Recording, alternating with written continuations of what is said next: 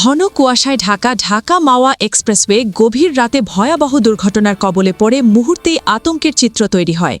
মুন্সিগঞ্জের শ্রীনগর এলাকায় পৃথক ৩টি সড়ক দুর্ঘটনায় যাত্রীবাহী বাস, ট্রাক ও কাভার্ড ভ্যানসহ মোট ৭টি যানবাহন মারাত্মকভাবে ক্ষতিগ্রস্ত হয়। এসব ঘটনায় বাস ও ট্রাকের চালকসহ অন্তত ৩৪ জন আহত হন। শুক্রবার ২ জানুয়ারি রাত আনুমানিক ২টার দিকে শ্রীনগরের ছনবাড়ি ব্রিজ এলাকায় দক্ষিণাঞ্চলগামী যাত্রী বোঝাই একটি বাসকে পেছন থেকে আরেকটি বাস ধাক্কা দিলে নিয়ন্ত্রণ হারিয়ে সেটি সামনে চলা একটি ট্রাকের সঙ্গে সংঘর্ষে জড়িয়ে পড়ে। ঠিক সেই মুহূর্তে পেছন থেকে আরও একটি যাত্রীবাহী বাস এসে ধাক্কা দিলে একসঙ্গে ৪টি যানবাহন ভয়াবহ সংঘর্ষে পড়ে। এতে ২ বাসের যাত্রীসহ ১৭ জন আহত হন এবং একটি বাসের চালক সামনের অংশ দুমড়ে মুচড়ে যাওয়ায় গাড়ির ভেতরে আটকে পড়েন।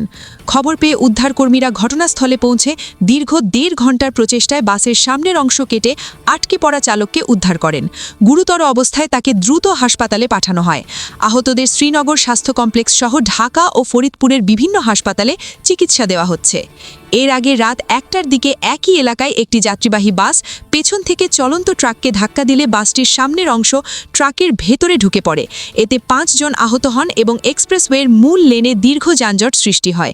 পরে বিকল্প ব্যবস্থায় যান চলাচল স্বাভাবিক করা হয়।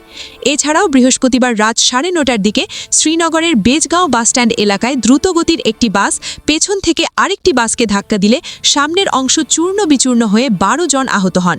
আহতদের ঢাকা ও ফরিদপুরের বিভিন্ন হাসপাতালে পাঠানো হয়।